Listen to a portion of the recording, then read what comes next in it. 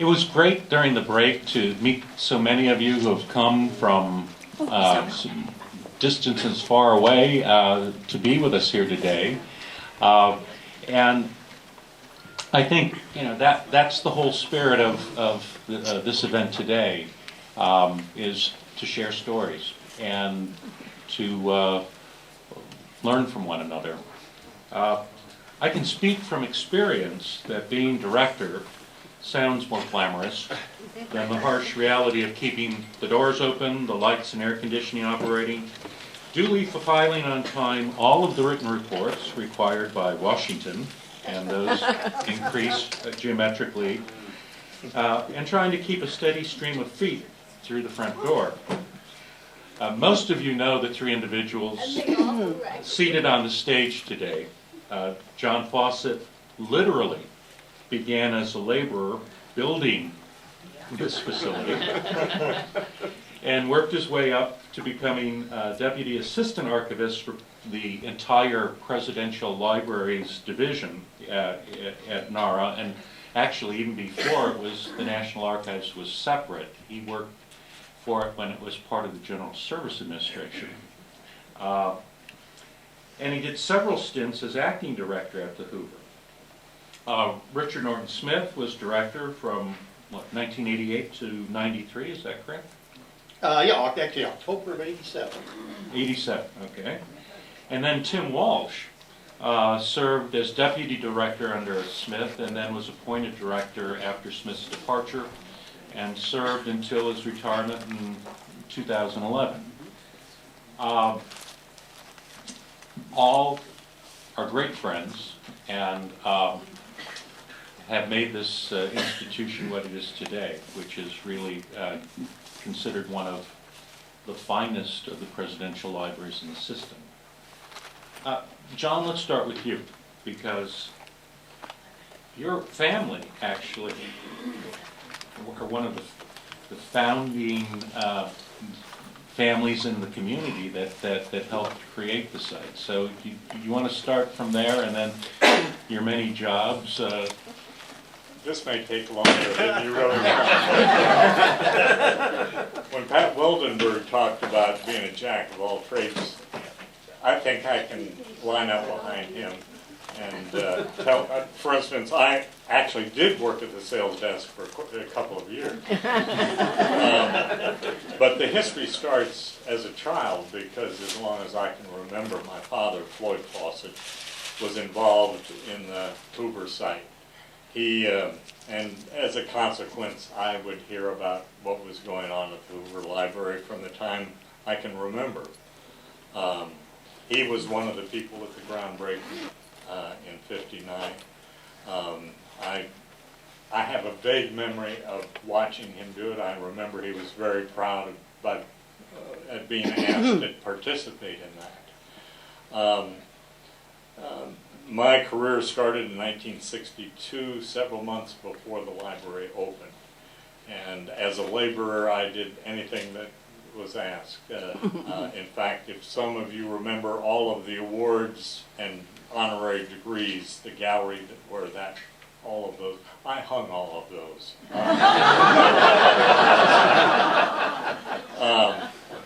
And as I went through, I had enrolled in the University of Iowa in the physics department. James Van Allen was my advisor.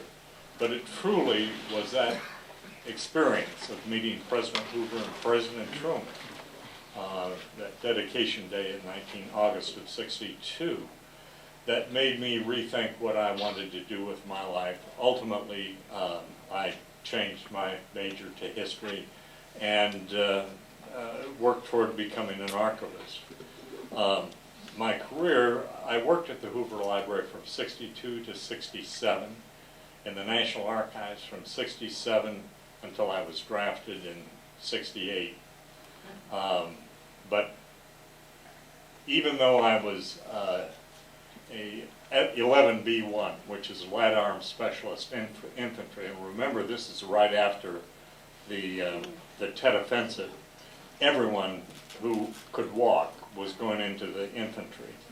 And I knew where I was going, but fortunately, before being drafted, I had been working with a former archivist of the United States, Wayne Grover, who was a consultant for the LBJ Library. And he, as I was drafted, he said, "John, I can't get you out of the Army, but I'll see what I can do about getting you a good assignment." And I thought, how can a retired government official get somebody out of a good assignment in the military? Well, I found out shortly after that, because I was on the rifle range in Fort Benning, Georgia, and all of a sudden from the PA system it was Private Fawcett, report to the firing line, and I went up. That afternoon I was up in Washington being interviewed for a position in the White House. What had happened was that LBJ, after announcing in March that he wasn't going to run, turned his full attention to his presidential library. And as such, he kept asking for all these things to be done. Murray Gibson got a little bit of LBJ in the dedication of the stamp. And he wanted all these things done. And people kept saying, "You have to hire more staff if we're going to accomplish all this." And he said, "The press is on me about having the largest White House staff in history. I am not going to hire another staff member." And then Wayne Grover went to him and said, "I know an archivist. He's been working with me on getting papers ready for your library. And he has worked at a presidential library, the Hoover Library. And furthermore, I've learned he's in the military, and military details to the White House don't count against your staffing." That got me out of going to Vietnam as a light arm specialist infantryman.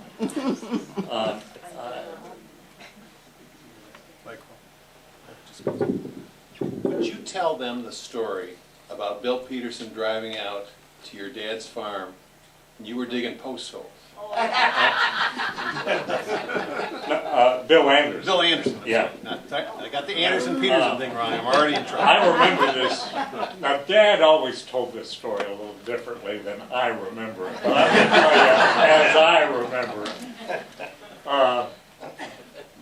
He claims that after this date, he never saw me on the farm again. I remember helping out a lot on the farm. Bill Anderson came out and he said, "Floyd, we've got a lot of work to do to get this library ready for the dedication, and we need to hire someone to help." He said, "Would John be interested in a job at the Hoover Library?" And Dad tells it, and he's probably right on this part. The only question I asked was, "Is it air conditioned?" Because I was right across from Alfred and Helen's house, which some of you will probably know where that is, digging a corner post. I still know which corner post it is. And I was down in the hole digging it because Dad kept saying it's not deep enough. And as Dad tells it, he never saw me move so fast. I jumped out of that hole, and he never saw me again on the farm. But my career then went on working at the LBJ Library, and then back to Washington, working in the Office of Presidential Libraries as Deputy Archivist for Presidential Libraries. And then in 1983, I left the federal government for 2 years and became the executive director of the Herbert Hoover Presidential Library Association. So that's sort of the overview of it. I would like to give you a little more information about the LBJ visit, because I experienced that visit 2 ways. I was on LBJ's staff, and I was talking to my dad and to people here at the library, preparing for this visit. And so I knew about it in detail. In fact, I knew that whole tour of the Hoover Library exhibits was really only 15 minutes long. But after LBJ got back to Texas, he called a staff meeting. This is the only staff meeting he called with the LBJ staff during his lifetime. he called us together. It's a rather intimidating but he got up and he said, I've just visited that little library up there in Iowa for Herbert Hoover. And he said, I went in there, all I knew about Herbert Hoover was that he caused the Depression. He said, then I went through those exhibits and I saw that he was a great engineer. He was a humanitarian, and he saved millions of lives. He had a fantastic career as Secretary of Commerce. He went through step by step everything and I was just amazed how much he had absorbed from that brief tour of this presidential library.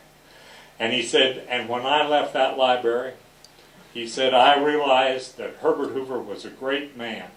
And he said, and that's what I want you all to do in my library.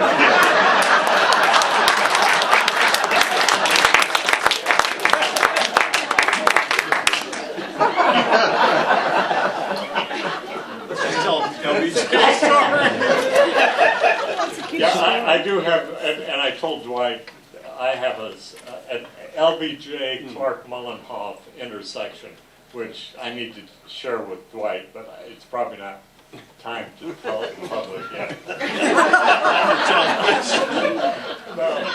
Well, that's enough. We'll go to Richard, who's never bashful about these things. How did you, from youth, say, I'm going to be a presidential library museum director? How did you come about to the position? I never said it, but just after he gives this answer, I have some more answers. Well, yeah, what I think he's telling you is how he recruited me. Didn't have to work very hard for this position. The answer is no, I never said that, but in retrospect, it does seem sort of foreordained. I was a very, some would say precocious, some would just say annoying child on the subject of history in general and the presidency in particular. And I remember vividly election night 1960, thinking the world had come to an end because Richard Nixon was losing. I remember I grew up in Massachusetts, and the Kennedys, contrary to what you think, were polarizing figures. A lot more people loved them than didn't, but there were those who didn't. And when you're 7 years old, you know, an election is, freighted with significance. In any event, I visited West Branch for the first time in 1966. I was that annoying child who used to drop the family itinerary every summer when we would go get in the station wagon. I don't know whether people still get in station wagons and drive off for 2 weeks, but we did. And it was wonderful. It was a wonderful, wonderful self-administered history lesson. And my long-suffering siblings were in the station wagon from hell. Forced to go to Civil War battlefields and presidential grave sites and libraries and homes and, so on and so on. But we came to West Branch, stayed up on the hill, and I remember the first time I walked down by myself. I was 12, walked down the hill, and it was around dusk, and it was just magical. It was a magical experience, the place, the setting, and it was one of those places where you couldn't imagine it being anything other than it was. But of course, it was what it was because of a lot of folks, some of whom are here today. But anyway, so that was my first experience. And then years later, I had written speeches and done a couple books, and was on the Hill, working part-time actually in Senator Wilson's office from California. And I got a call, back up, in 1985, my Hoover book had been published in 84, and I was flattered to be asked to speak to the annual dinner. And I think that's where I met Alan for the first time. And it seemed to go well. And but anyway, I was not prepared for the call in the early summer of '87 from John, who said there was a vacancy upcoming at the Hoover Library, and, you know, would you have any interest? And I immediately thought of all the reasons why I was not qualified. And I remember, and I was immediately discovered what the standard was in presidential library directors, because I said, well, I'm just a speechwriter. No, I said, I'm not an archivist.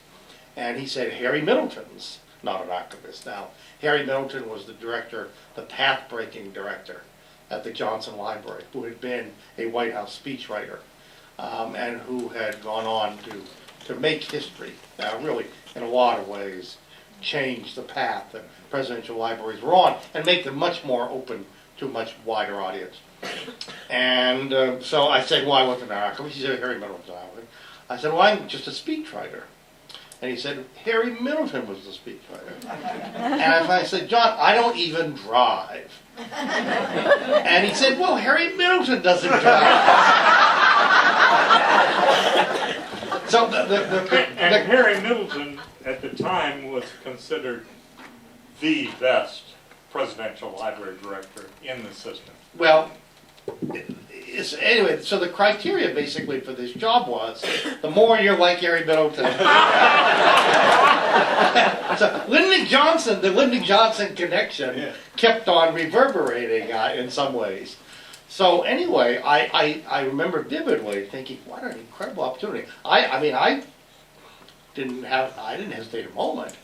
Of course, I had to pass muster with Alan, and who knows, maybe others. But I remember, and this tells you much more about Capitol Hill and how parochial it is, because there were people who said, why would you leave Washington to live in West Branch? Population 1,807 at the time. And I thought at the time, boy, that tells you much more about you than me. But it came to pass. I think, frankly, at an earlier time, Alan would probably have not approved. But you can, because my credentials were as thin as they were on the surface. But anyway, I came out here in October and moved into the Union Block and just, fell all over the place.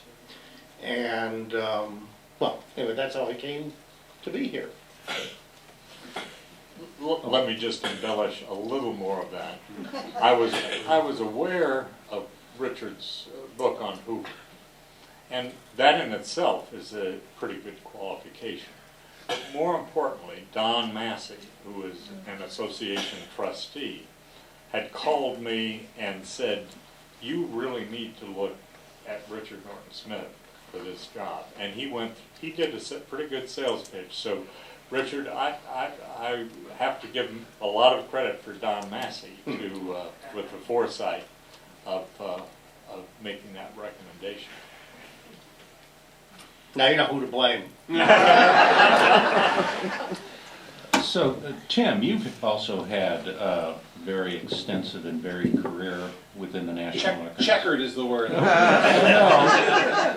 But I think I worked in 6 or 7 different offices at the National Archives, which made me perfect as an assistant to the person who's doing 6 or 7 things at the same time when Richard hired me.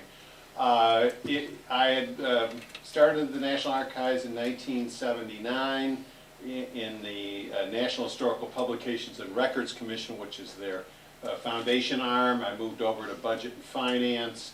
I was briefly in the archival program, and then went on to edit their magazine Prologue, which some of you are familiar with, and their book development program. So this takes us forward to 1988. Now, in the intervening period, I've known John Fawcett since 1981. John and I did a task force on the magazine together, and was sorry to see him go in 1983 when he came back home to head up the Hoover Association.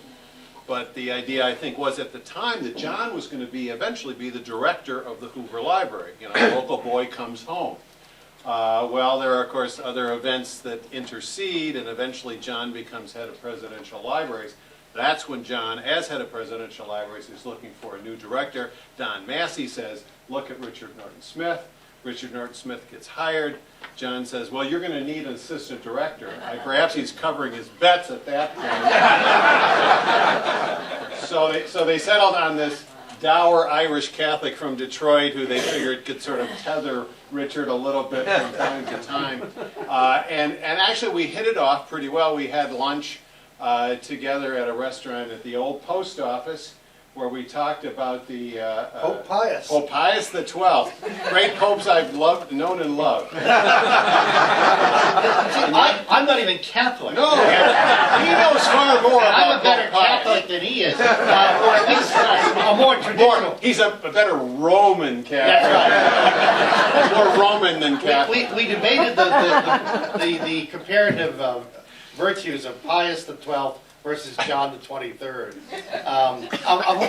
The great story, Yeah. when you asked how many, and I didn't get to see because I was up front, how many people here said they had worked on the site or over the years? John the 23rd famously was asked how many people worked in the Vatican, and he said about half. Didn't know the popes did stand-up comedy. Half of them were. At any rate, we really hit it off. We had that kind of common sense of humor, which made working here a joy. And as all of the staff will tell you, you kind of heard that from Pat Wildenberg and Dwight as well. Every day we worked here from 1988 to 1993 was a joy because we never knew what was going to happen. I mean, first of all, Richard thinks big, beyond most people's sense of what can be accomplished. He doesn't take no for an answer. He keeps working at it.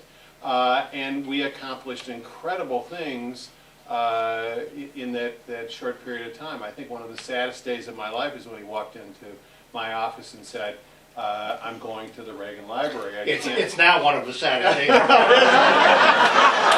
I said, just go for a year. You can do what you did at the Eisenhower, because he spent a year at the Eisenhower and didn't regret coming back to West Branch, finishing up the renovation that we did. And I said, go there for a year. I'll just kind of run the place and we'll keep it going. And then you've got a safety valve. Oh no, I've got to make the commitment the president wants it. And of course, as you've heard, President Reagan was here for the dedication. It was a bigger library, it was a newer library. Richard has always looked for the next big challenge. But gosh, was it wonderful in those 5 years. There's a new book out, I want to plug it, partly because I think it sort of epitomizes the values that Richard has. It's called Heart, Smarts, Guts, and Luck. And Richard is equal part all of that. We talk about heart, we mean the passion for the job. This man has a passion for the presidency. Smarts meaning the intelligence to get the job done, to convert your passion into a program. Guts being willing to, in effect, deal with adversity and overcome it, a certain measure of bravery. And luck is just optimism. I mean, this is a guy who's optimistic about things. I mean, it's where some people say, this is where, courage meets crazy. Because sometimes you have to say, I'm going to get this done and I'm not going to be defeated by the prospect. Those are qualities you find in, dare I say, both Harry Middleton and Richard Norton Smith. It's hard when somebody says, well, what's the job description of a presidential lawyer? What qualities do you need? It's real hard. And if you were to get all 13 library directors here, you would find no more commonality in the skill sets that they have than you would among the presidents who they serve. And that was the challenge that John faced in hiring and then managing all these people. You can imagine, Santa Claus with 13 crazy reindeer, how do you get the job? Anyway, that's up. Let me just throw out, because Tim's modest here, I had consciously made the decision to do both jobs for a year, because I had to educate myself, really, about a lot of things, and not least of all, before, to the extent that I had an input, to find what the qualities were we were looking for in an assistant director, which is in many ways a linchpin of the operation. Even a quote, relatively small facility like this, which was thinking big, the director, there is a kind of outside, inside component. I don't mean to oversimplify it, but we were interested at that point in trying to kind of jumpstart a lot of things, fundraising and the like, with a view toward expansion and everything. And what it really meant was finding someone who really could run the facility in many ways, not just administratively. But I was also very aware of the fact that, I'm not an archivist. And first and foremost, we should never forget these institutions were created as archival places, storehouses, if you will. And so Tim had great credentials. He had this incredible variety of past experiences. He knew the agency. He knew where the bodies were buried. He probably buried a few, although not enough. From my experience. I knew John's office too. And best of all, and I don't mean this in any way a dismissive way, the most wonderful thing was he did all the forms. All the paperwork from Washington. I couldn't tell you how to run a presidential library. He once said to me, "I love a man who does forms."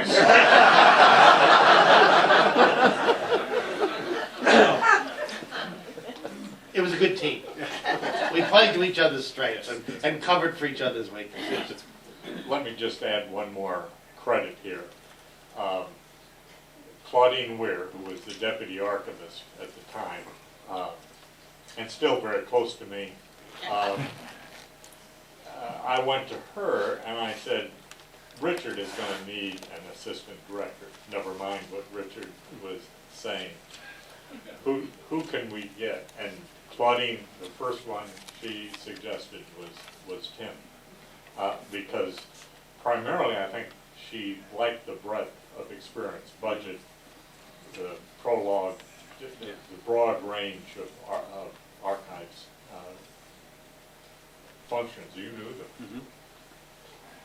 Plus it's also, the temperament. I've never seen a job description in the world, I don't care what it's for, that adequately measures, factors in that unquantifiable, element called temperament. And it's the ability to get along with, obviously, a wide range of people, to absorb unexpected responsibilities, to have an openness to doing different things differently. It's an incredible gift. I don't know how you quantify it, and the archives is not replete with individuals who are noted for such flexibility. But anyway, Tim brought all of that in and much more. So all of you have been through the system. I mean, you either been directors of other libraries or you know the system, how it works.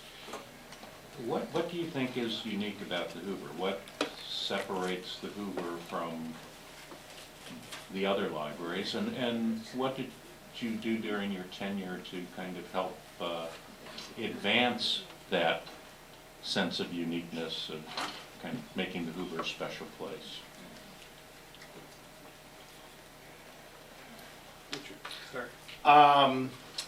As an outsider, I was struck instantly by the warmth,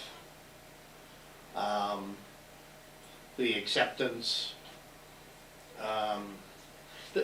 This is an institution, and I've run 5 of these now, and I can tell you this institution uniquely takes, in the best sense of the word, its coloration, its cultural atmosphere from the surrounding community. And you don't ever want to lose that, no matter how big the place grows, no matter how ambitious its programs, no matter how high a profile. It seems to me, and that goes back to the man whose name is on the front door. Herbert Hoover, I think, has a lot more imagination, perhaps, than people credit him with. They saw the engineer, and they didn't look beyond that. And I think there was more than, it's no secret that his decision, late in life, to take his presidential papers out of the tower at Stanford and bring them to West Branch was cast publicly as a quasi-political one. He was concerned about the faculty at Stanford and the long-term threat they might or might not pose to the independence of the institution. But I have to believe there was some sentiment involved as well. And we've heard earlier from folks here in the community, the fact that he came back with increasing frequency the older he got, I think it was more than nostalgia.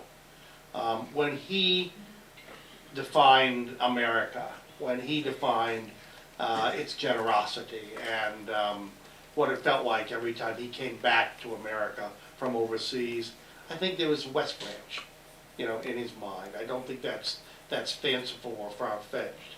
And that quality, which was in many ways personified for me by John's parents, and there were so many others in the community, and some of them are here, and they, they didn't just live in West Branch, but they worked on the staff. I mean, when I came here first to do research, it was the custom once a month to do a potluck lunch, which I can guarantee you, doesn't happen at other presidential libraries. Now, we'll probably be unlikely to get everyone to agree to sit around the same table. But it was, it's that, for lack of a better word, sort of hometown flavor. It's the essence of the environment. And that's why I always tell researchers, fine, the internet is great. You can go on the internet. You can find all kinds of documents. But picking up off of what Dwight said, it isn't just the documentary context that you're giving up by not going there. It is much more. It is the human context. It is the cultural environment. It is the classroom in which this man's character and values and outlook took shape. That is something that a computer cannot communicate, and that in West Branch, it seems to me, is, and I think will always be, the great defining strength of this institution. Mr. Hoover chose well in deciding to put his library here. Can I just add to that? You were, I think, exactly right. And from my experience with other presidential libraries, I can tell you that presidents, each one of them, makes sometimes conscious or unconscious decisions about where to place their library. Some of them have a greater or lesser extent of what they want that library to be. I truly believe that Herbert Hoover fought very long and hard about moving those papers from Stanford and putting them here. And I think, in my mind, what he wanted to accomplish was to demonstrate to people the fact that an orphan child from a Midwestern town could, in the 19th century, in this country, could manage to get an education, to become successful, and to become president of the United States. And you can see in his later years that that's why he wrote so many books to and about children. That's why this library, as its primary focus, is on those 4th, 5th, and 6th grade students. That's the age he was, and that's the age of children that he wanted to speak to after he was no longer with us. That's the message that he wanted to send to every school child in America, that he had lived throughout the world. Only in America could that happen. And that's the message, I think, that this institution needs to continue to put forward. I like to tell people that if we can get them into the parking lot, we have them for life. People come through this institution, spend time on the site, are overwhelmed with the humility and the human nature and human scale of their visit. They've been to other presidential libraries, and in many cases they're intimidated. They're like castles and monuments, and I don't want to be critical of what John had to supervise, because these are buildings that are constructed with private money contributed by the friends of the president, and in some cases they build structures that are just too monumental. Herbert Hoover insisted on a presidential library museum that would be of the same scale as the rest of the town. I'm no better than they are. I have been privileged to be asked to be president, and I know my God will judge me based on what I accomplished. No more than that, and I don't value myself more than I value others in my community. That sense of community, of a collective whole, which is what you get from the West Branch experience, I think is what John and Richard are talking about. It's a very powerful experience, and as I say, they leave the parking lot very impressed. Republican, Democrat, Independent, it doesn't make any difference. We have, and this is an important point to underscore, among all the presidential libraries, when Harris Interactive did polling on satisfaction among visitors, we were the only library that had 100% satisfaction of all their visitors. So, I mean, that's an indication of the power of the experience and the power of the message, and the staff as well, the welcoming nature of the staff, the willingness to answer questions. So we're very proud of what we've accomplished. Now, the challenge is to get them off the interstate and into the parking lot. I mean, quite frankly, as we know from Interstate 80, there's a lot of traffic on Interstate 80, but a lot of it's trucks. So people don't travel in Richard's station wagon anymore. Thank God there are trucks in the parking lot, yeah. But at any rate, the people who do come have made a wonderful discovery. Well, some of those people who have come have been some former presidents and people of prominence. John, you need to tell some of the stories about when Hoover and Truman were here for the opening, because the flagstone path question came up in the first panel, and you've got an answer to that. The reason that they had to walk that flagstone path was a snafu. They were supposed to come down on the newly constructed interstate off at the intersection here to the loading dock, and then they would enter the speaker stand that was out on the front from the library and wouldn't have to walk through the crowd. Unfortunately, and this I know from one of the highway patrolmen that was driving them down, that as they came down, President Truman said, we have to do a necessity stop. I think his term was probably a little more graphic than that. And Hoover said, well, then let's go in the back road. And he directed the driver to come down Hoover Highway. And he said, we'll just stop at the caretaker's cottage that was over by the birthplace. And they got to the caretaker cottage, and Carl and Hattie Wilhelm were caretakers. They were both here in the library, and everybody was wondering where the motorcade was. At any rate, they got to the door, and it was locked. And Harry Truman said to the highway patrolman, he said, it's either break down that door or buy me a new pair of pants. They did break down the door, and then as a consequence, they just walked from the birthplace and the caretaker's cottage to the podium. I have another recollection that says something about how Herbert Hoover viewed what he wanted at this site. And I had the opportunity, even though I was just a laborer, they let me sort of walk around, and I observed these two former presidents as they went through the museum exhibit. And it was just an unbelievable experience for me, because they would see a photograph or a document and they would start a conversation. It was just like two old college, high school schoolmates meeting after years of separation, and they were clearly enjoying each other's company. And in my mind, I was brought up in a Republican family. I knew Truman was a terrible president.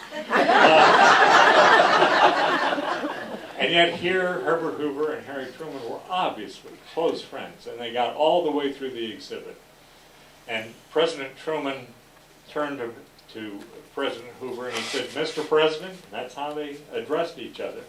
"Mr. President," he said, "it's a fine library, but I'll tell you one thing, it's too goddamn small." And President Hoover just got this big grin on his face, and he says, "Well, Mr. President, you may be right, but I'll tell you one thing, it's going to be run by the government, and it'll be overstaffed." I have told this story on several occasions, and I said, as much respect as I had for Herbert Hoover, that is one area that I think he probably, that President Truman was more correct than he was. And we have added 2 more additions, 3 more additions since then. So.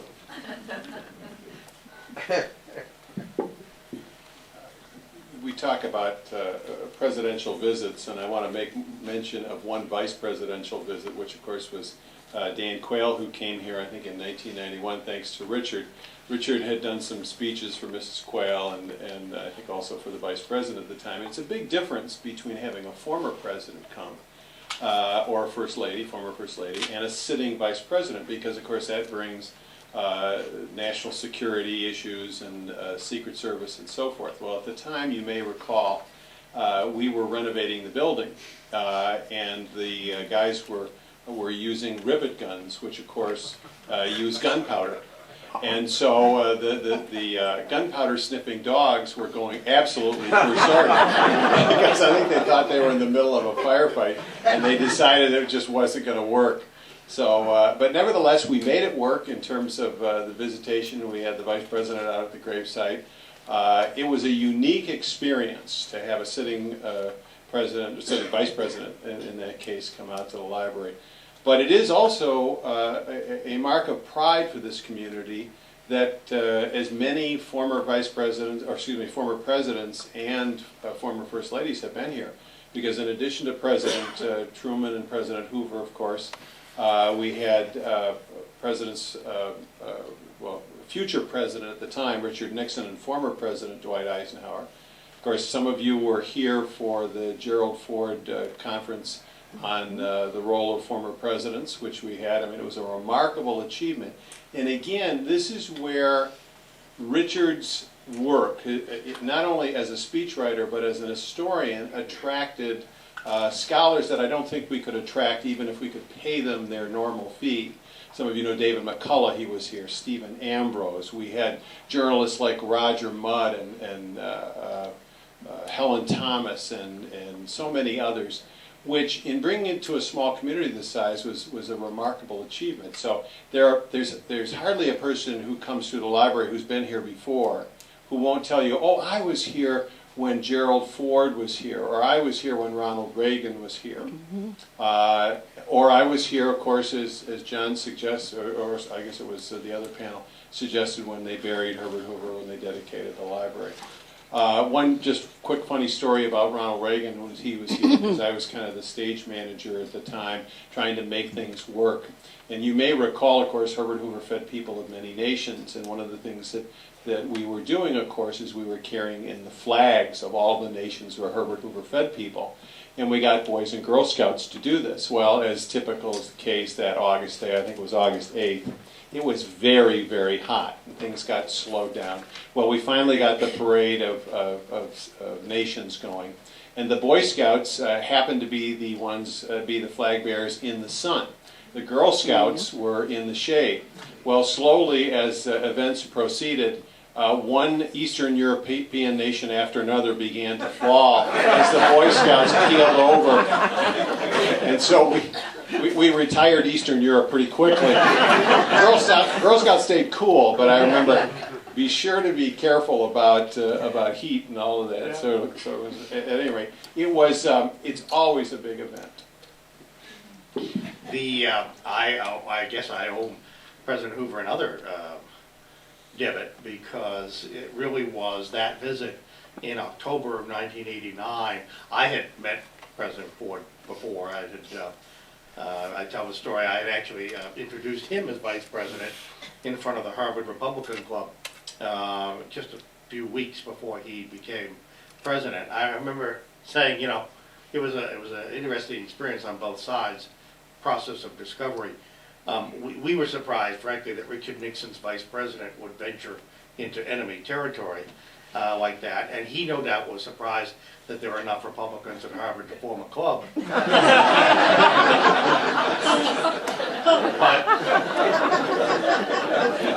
But 15 years later, we met again, and he spent the day here. He was a great trooper, and he did the program here. He met with we had a contest. Free publicity is always the best kind, and especially if it's good. And we did a statewide contest to choose 100 young people who would be brought to West Branch that day, and they would meet in the Quaker Meeting House for a 45-minute no-holds-barred press conference, if you will, with the former president. And he did a ceremony up there, and then a big dinner that night. I mean, it was an exhausting day. But really, out of that day, developed our friendship, which became so special to me. With President Reagan, it was an amazing thing. First of all, I remember vividly the Eastern Europe falling all over again as well. It was right about the time, of course, that the Berlin Wall was coming down, and so I don't know. Eastern Europe was the evil empire was falling, and we were anticipating it that August in West Branch. But the remarkable thing was that Ronald Reagan was cool as a cucumber. Never sweated, never showed the slightest discomfort. The two things, though, of that visit that I will always remember. Talk about surreal, layer on layer on layer of unreality. We were sitting in the recreated living room of Mr. Hoover's suite at the Waldorf before the program, listening to Ronald Reagan tell Hollywood stories. And it was Hoover, Churchill's enigma wrapped inside a mystery wrapped inside a, I mean, it was just, and, but the night before, President Reagan was wonderful in many ways, and I'll never forget, I've been doing some speech writing for him, pro bono, and the way the world is supposed to work is, you do something nice for someone, and they do something nice for you. And real political pros grasp that. They don't have to be told. But Reagan was not only a political pro, he was also a very nice man. And so anyway, I was saving up my chits. I presume that I had chits, but I was saving them up and cashed them all in. Asking him if he would come out on a weekend in August from California in a little private plane, stay overnight, and do this event. And, there was no obligation for him to do that. But he did. And not only that, the night before, we had, some of you might have been here, we had a reception in the museum, give people an opportunity to see what they had made possible. And he surprised everyone by coming down from Cedar Rapids to do it. And Reagan was much more observant than he was credited with. I can illustrate that with, on the way out, afterwards, he'd walk through the whole museum, and you can imagine the reaction. That people didn't know he was coming. And we get out, outside here on the loading dock. And he said, I hope that was all right. And I said, Mr. President, that was just fine. And then he looked at me, classic Reagan, and he says, I understand you've been helping us on that that speech in Houston, because I had written the draft, or rewritten the draft of what turned out to be his last speech at the Houston Convention. Remember the one contrasted with Pat Buchanan, where we didn't declare culture wars? Anyway, and he said, I understand you've been helping us on that speech. And he winked, and that was That was it. That was all he said, and it was unspoken and unstated, but absolutely understood, you know. Thank you for helping on the speech. That's why I'm here. See you tomorrow. And anyway, it was an unforgettable evening. But let me sort of tell a Richard story at this point.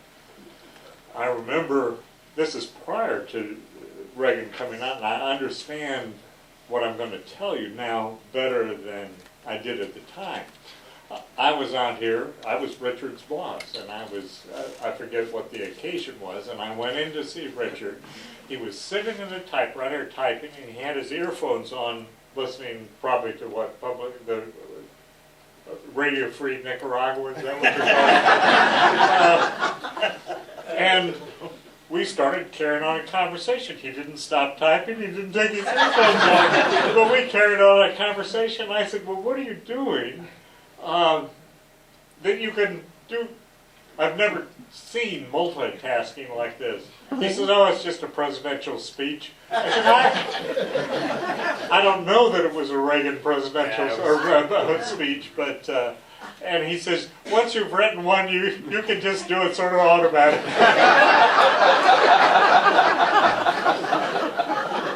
Well, and Ronald Reagan was very easy to write for. I mean, he made your stuff look good, or sound good, even if it wasn't.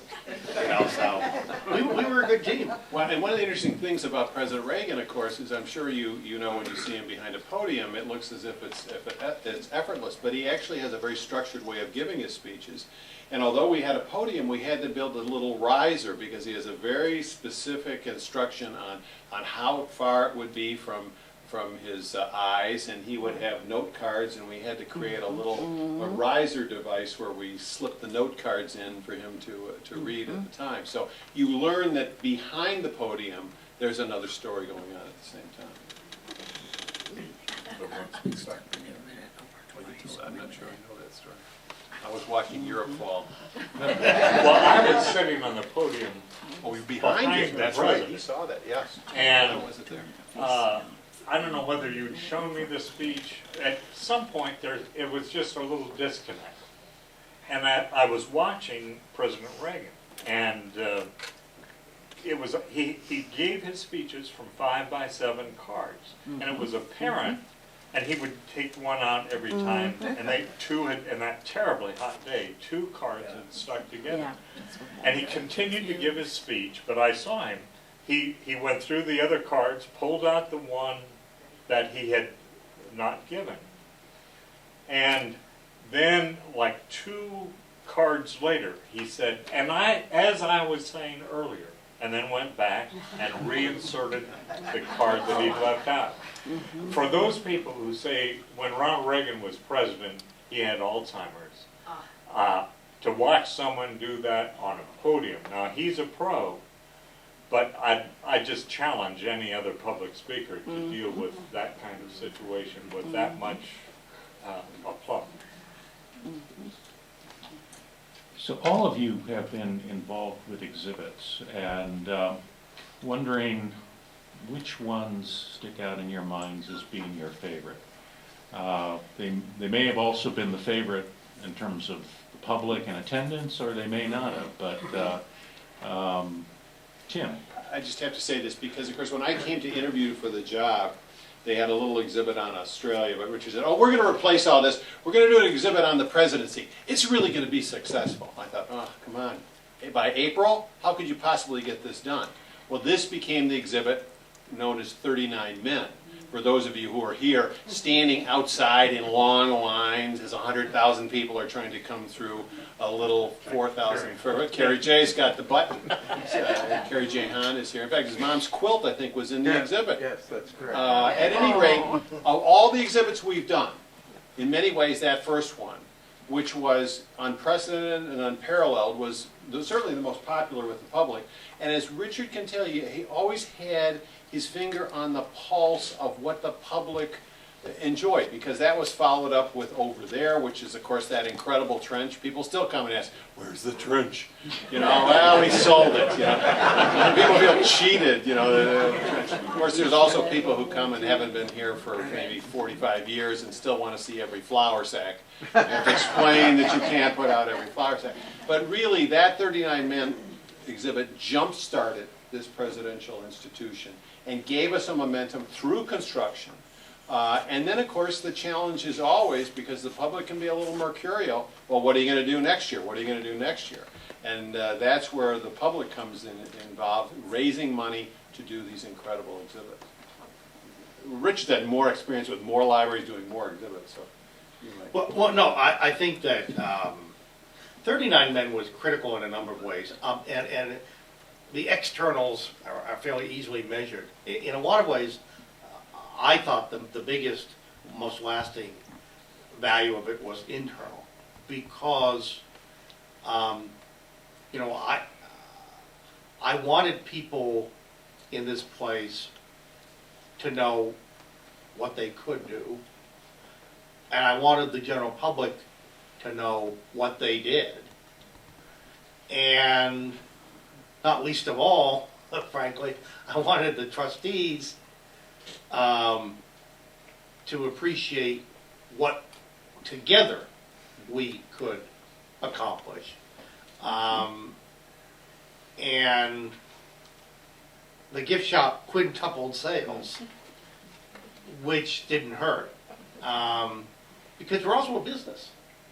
I mean, that may come as a surprise to people who have stereotypical notions of what government agencies are, but I always took an entrepreneurial view, and I thought that it was unlikely in the extreme that we could go out to the general public, particularly, but by no means exclusively in Iowa, cold, and say, give us $3 million to redo the museum. And what 39 Men did was almost overnight. So it caught the public imagination, but it also, you know, like was telling us about having to give tours. I wasn't aware that I had directed him to give tours. My recollection was I made a request that, or a suggestion that wouldn't it be an interesting break in the archival routine to take a bunch of fifth graders from Muscatine? I think they call that an offer you can't refuse. But he didn't find a horse head in his bed, or maybe a bloody archival box. But Richard started something by having staff tours that we continued through my tenure, and my colleagues, fellow library directors, would just drop their jaws when I said, yes, everybody on the Hoover staff does tours. They couldn't imagine archivists at their institutions or curators or whatever. But we have to be able to tell our story to the fifth grade, and in many cases disinterested fifth graders. And it sharpened the skill of the staff here.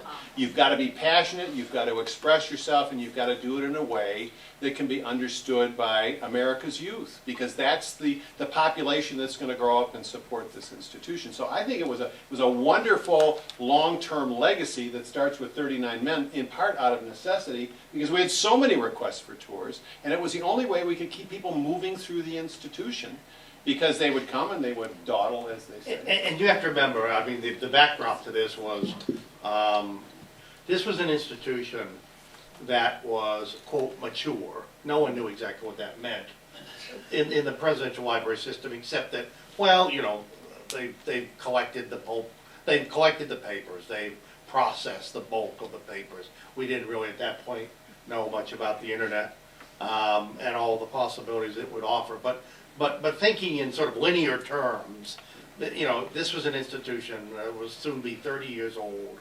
And the wonderful thing, Don Wilson, who was then the Archivist of the United States and the man who ultimately appointed me, Don made it clear that I had, well, forgive me, and don't misunderstand this, but one of the wonderful things about the Hoover Library, because of its size and where it was in the pecking order, was that very few people in Washington paid any attention to it.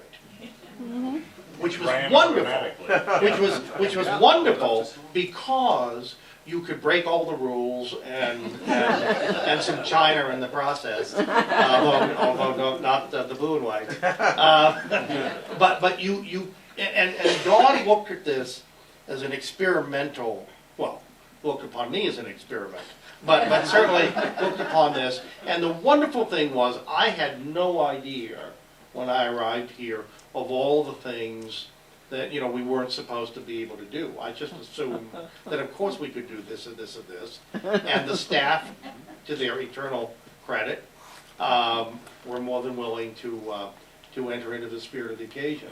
So ultimately, you know, Don Wilson in Washington saying, we'll take a chance on this unconventional guy and this unconventional route, but flavored by Harry Middleton's success in opening up the library, which ultimately goes back to Lyndon Johnson, who made it very clear to Harry Middleton that he wanted his library to be that way.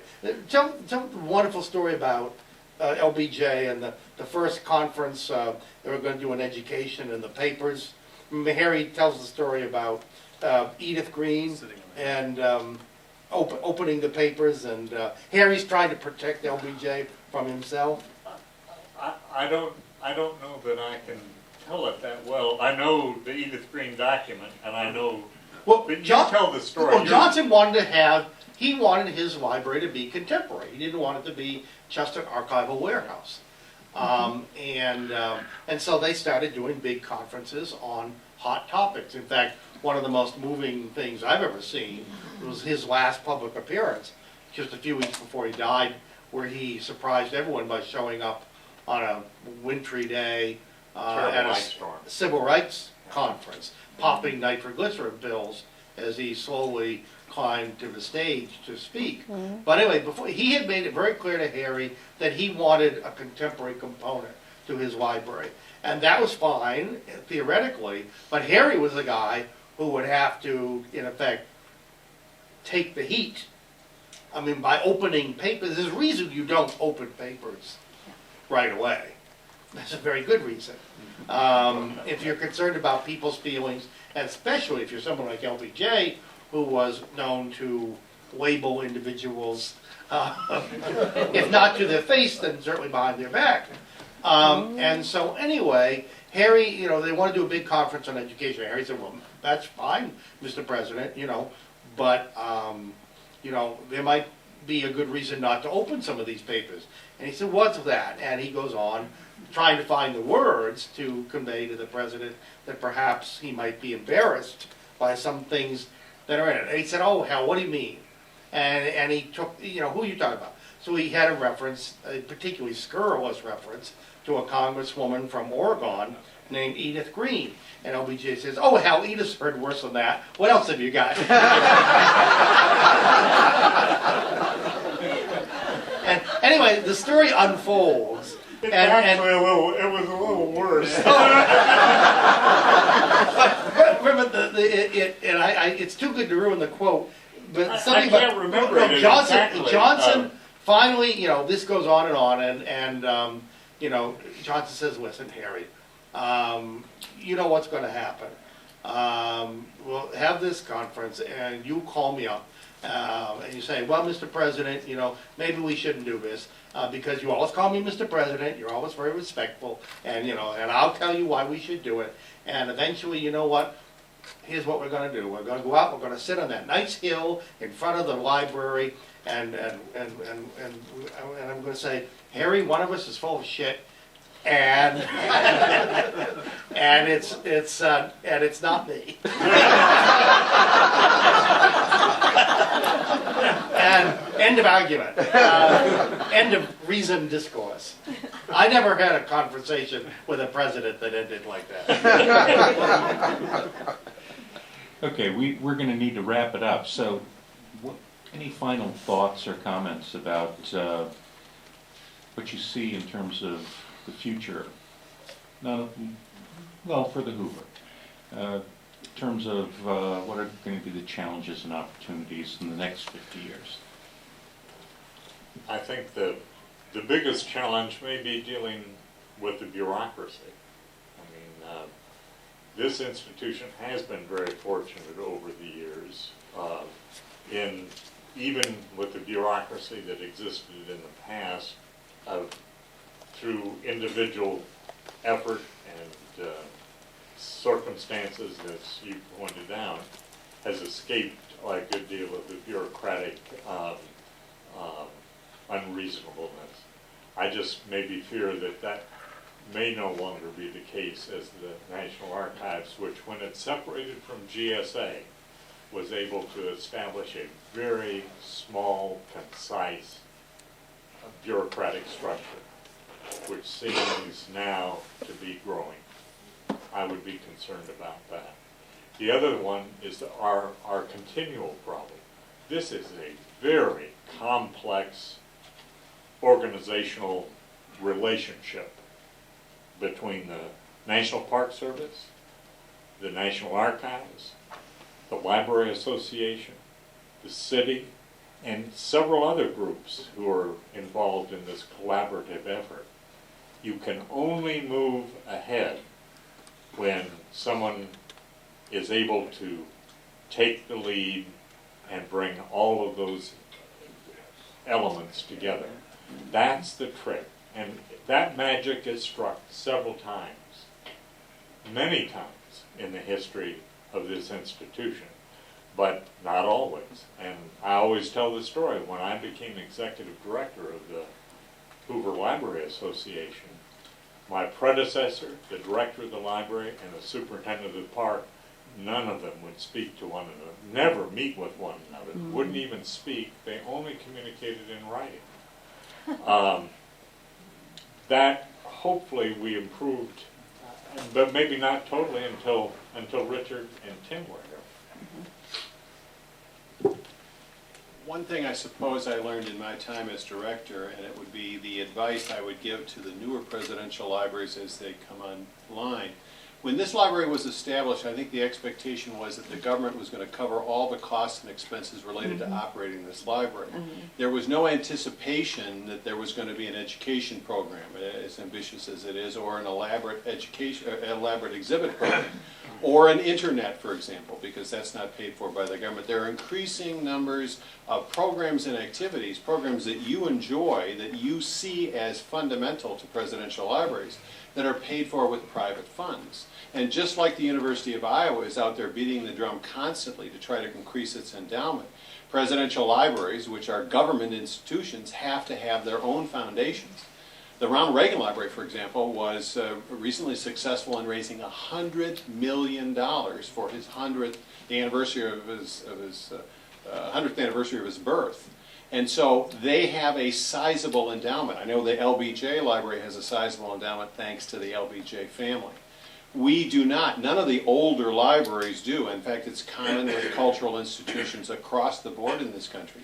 So the greatest challenge of a presidential library these days is to raise the private funds to endow the programs that the public enjoys. I guess I would second that and add a little bit of nuance, because I've been remiss in not recognizing the enormous impact of the Park Service, the positive impact currently, and that cannot be overstated. And it makes all the difference in the world, quite frankly, the personality and the temperament of the park superintendent. And we are very fortunate. We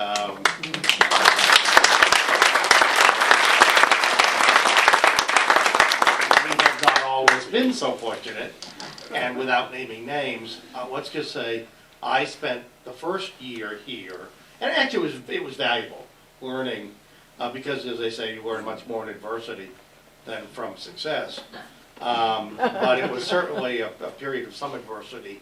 I subsequently learned that a meeting was held when I first arrived, at which it was announced that this new guy is as green as grass, doesn't know what he's doing, and basically will just sit back and wait for him to fail, which was a perfectly reasonable prediction, I suppose, based upon what they knew. And a year later, we had a new park superintendent, who many of you remember, Steve Kesselman, who was fondly remembered, and who really sort of set the tone, which has just, I think, in many ways improved. What all of this is leading to is, I said last night, as a historian, I'm not a prophet, but there are some things we know about the future. We know for a fact that there will be more presidential libraries. We know for a fact that there will be less government money. Certainly, I suspect in the aggregate, and certainly in relative terms. What that means is that we are more than ever dependent, first of all, on generating whatever we can through mutual cooperation, mutual support. This is a three-legged stool. And if any one of the legs is not performing the function for which it is designed, then it doesn't matter that the other two are. And so I hope, looking to the future, that the relations that certainly have improved with the Park Service can basically apply across the board, and that in particular, the association, which has an absolutely vital role to play, and has really brought us to where we are at this point in 50 years, will be sufficiently excited and motivated, enthused about the plans that Tim and the staff are working on, even as we speak, to want to, again, as they did 25 years ago, go out into the field, because it is a limited field. Let's be honest, there's a limited financial marketplace out there, a limited amount of money, but an unlimited amount of possibility.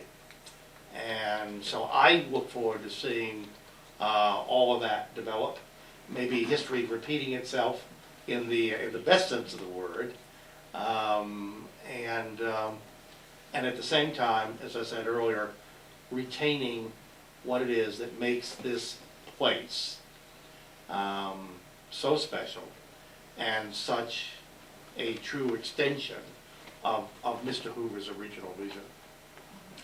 On that note, we're going to draw the program to the close. Let's thank our speakers.